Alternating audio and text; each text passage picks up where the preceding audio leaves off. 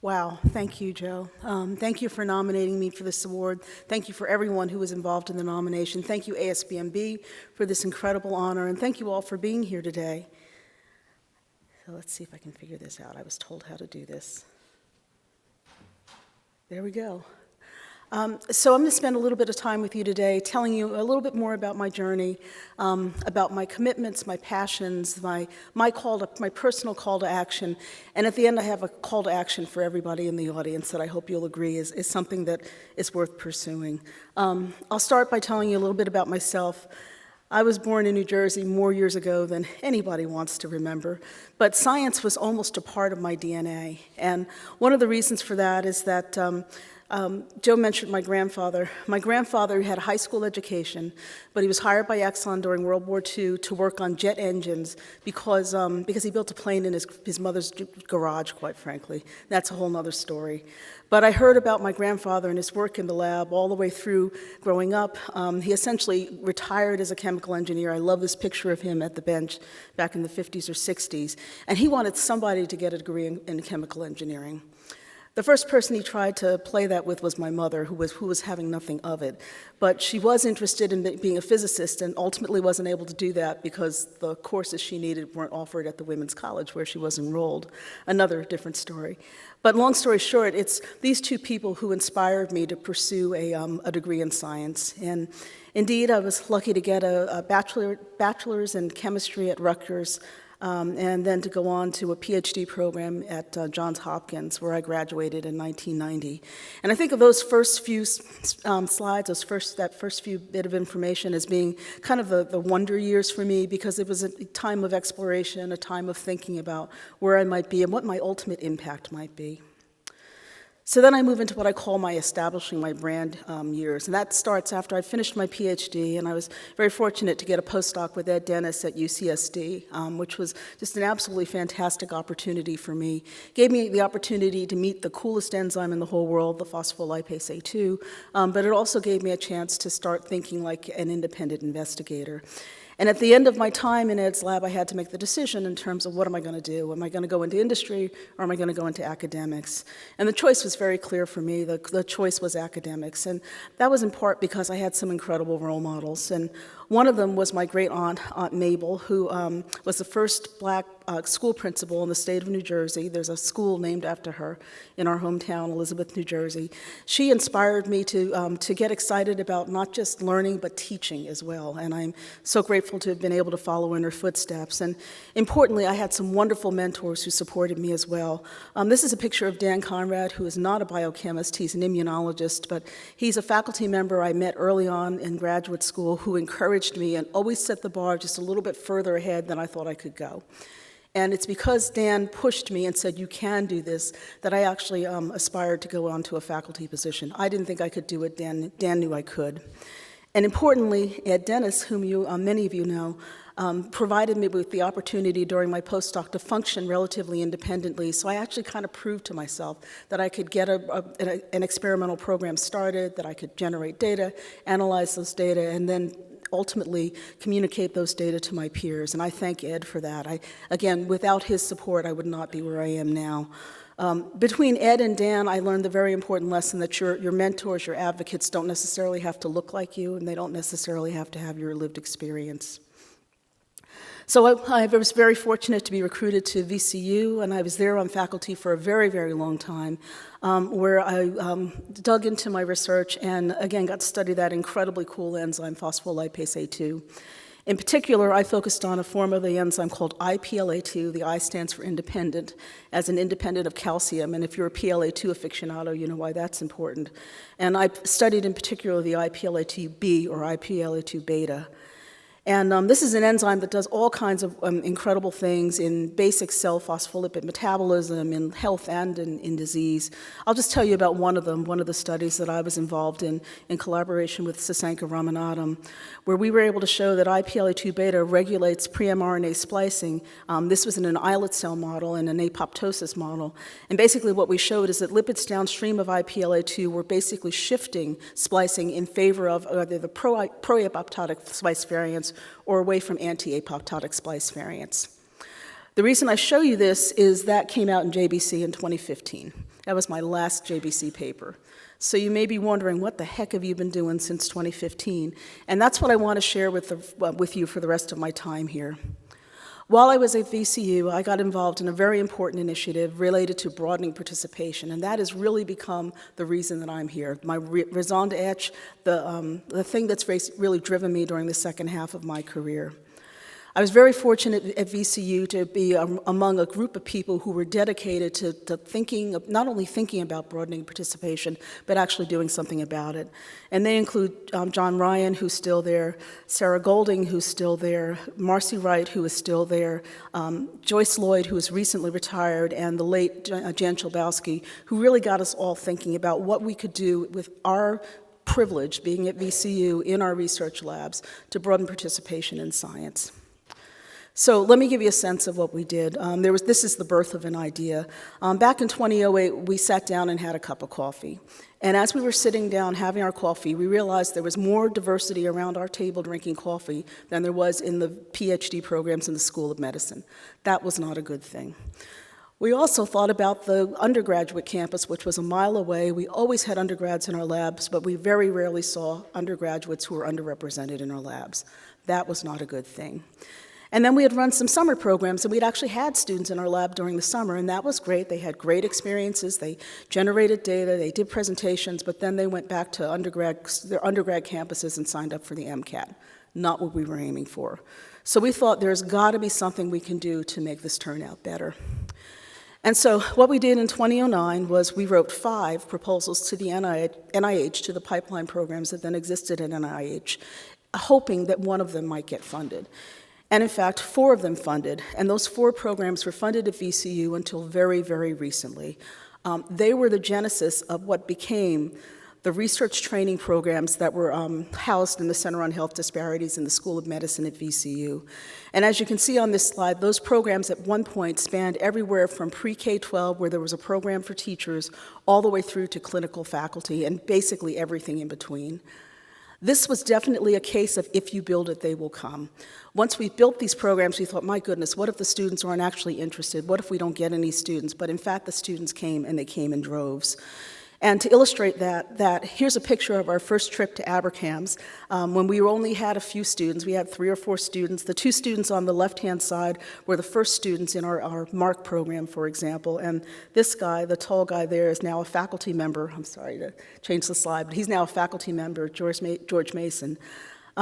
This is the second year we went. So we went from a handful of students to over 20 students in just a year. The students definitely wanted this kind of programming. And importantly, the programming was impactful. So over the time these programs were funded, hundreds of students came through them, literally hundreds of students.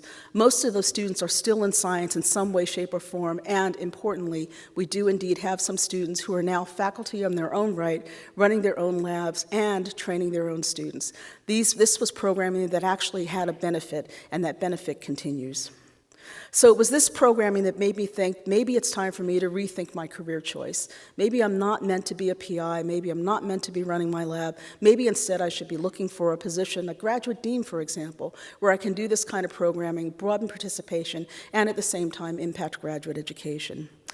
And so I made the very difficult decision to leave VCU, spent a couple of years at the NSF, and then ultimately was very fortunately recruited to my first role as graduate dean. And as Joe mentioned, I'm a serial graduate dean, having been at the University of Georgia, then UNC Chapel Hill, and then Duke. So I have 2 shades of blue in my wardrobe.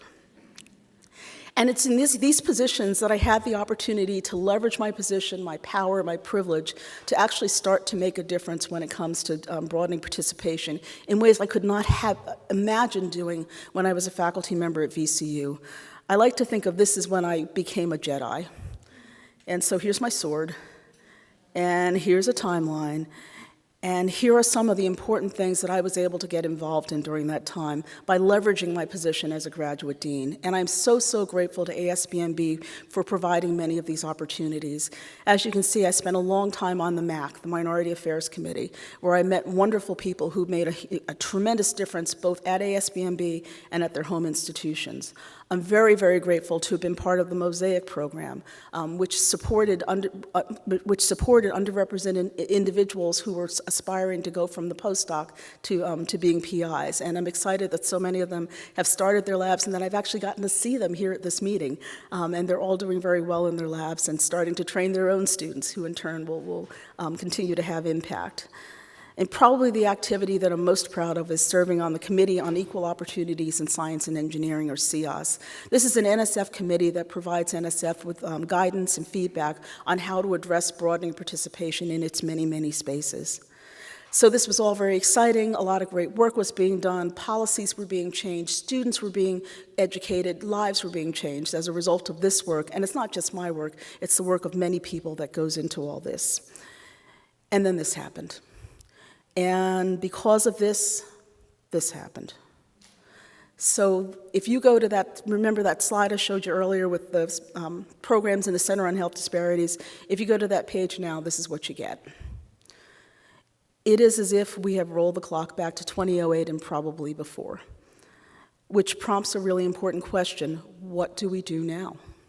And I have to admit, I was angry for a long time. I'm still angry. I was sad for a while, but then I realized we got to keep our eyes on the prize. Some of you may know that old song. You may know the TV series that used that song, but among the things it said was the only chain a man can stand is the chain of hand in hand. Keep your eyes on the prize. So we got to do this together. And another refrain from that song: the only thing we did was right was the day we started to fight. Keep your eyes on the prize. Hold on. So we got to fight together to keep this important work going. And the work will continue to happen. One of the reasons I'm sure of that is MOSAIC's impact continues. This is a picture of the 4 MOSAIC fellows MOSAIC scholars, I should say, who are now faculty in the Research Triangle area. So we had lunch a couple months ago. They are still connected. They're still supporting each other. They have formed a community. That's what MOSAIC was all about. They can't take that away from us. That said, we don't want to rest on our laurels. So I think the question we all have to ask, those of us who want to do this important work of broadening participation, is how do we spin what we do in ways that the people who don't want to hear about it can actually hear and appreciate why our work is so important? And I have some ideas about that I'd like to share with you and hopefully use as a call to action so we can all move forward on this work.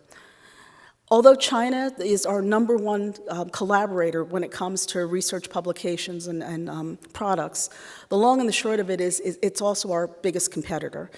And these are data from 2024, but even back in 2024, China had surpassed the US in the number of STEM PhDs produced, research publications, patents, and knowledge-intensive manufacturing. One of the reasons for that is what you see on the other side of the slide. Whoops, I shouldn't have done that.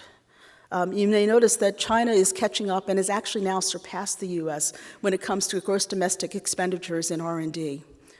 So this is part of the reason why China is catching up to us and likely going to surpass us. But I think there's another reason as well, and that is that we are not fully utilizing the brains and talent that are out there in our STEM workforce. This is a slide that depicts the missing millions, and I think you can see here that some of the folks who traditionally have not been at the bench are not at the bench. And so you could argue that to keep up with China, to continue to be competitive, we're going to need to engage all of these minds. I would argue that this may be what I'm going to call a Sputnik moment. And some of you may be old enough to remember what Sputnik is. I'm not, I read it in books, but the long and the short of it is Sputnik was a spaceship that Russia sent up back in the 1950s, and it spurred action in the United States because there was a recognition that Russia might win the space race. So the reaction on the US side was the National Defense Act of 1958, which provided all kinds of funding to support the development of the scientific workforce. Perhaps it's time for an NDEA 2.0. This is not my idea. This is something that's been pushed forward by the National Science Board for several years, but maybe we can use this Sputnik moment, the possibility that the US is falling behind when it comes to R&D in favor of China. Maybe this is the opportunity for us to leverage that and ultimately get folks excited about supporting broadening participation in science. So what about the missing millions? If we do that, one thing I think we can do a little better than NDEA 1.0 did is to think about the culture, the environment, the situations that our students find themselves in when they're being trained to be part of the STEM workforce. You remember I showed you a slide a couple minutes ago that showed you some of the components of NDEA 1.0. They were very technical. They were very, very much focused on discipline-specific training, which clearly is the core to developing the STEM workforce. But in order to maximize participation, to broaden participation, ultimately students have to have the things that you see around the outside of this circle. They have to have a sense of well-being. We have to recognize their need for belonging. We need to ensure that they have mentoring and that they're prepared for the career paths that are actually out there for them. And so I would argue that NDEA 2.0 needs to embrace a holistic approach to STEM education. And I hope I can get you all excited about doing that as well. So I leave you with just a couple of words of advice and encouragement. The first one is let's all keep our eyes on the prize. And for those of you who are young folks in the audience, we need your help. You're the future. We need you to push these initiatives forward. But first, we need you to take care of yourselves, to make sure that you persist long enough to be graduate deans like me and become a Jedi, so that you can really make a difference. And so I encourage you to get established in your field, young people. I encourage you to then identify your cause. What do you want to go after? How do you want to help us push broadening participation forward?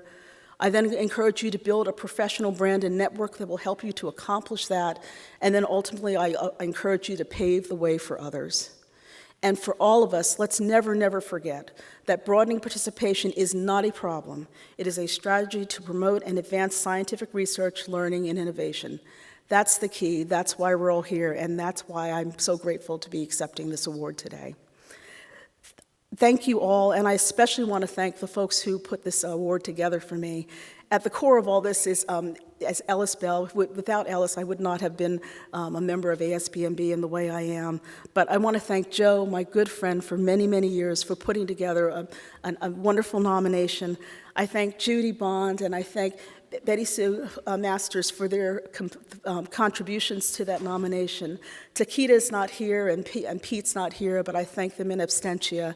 And I thank you all for taking the time to come out and listen to me today.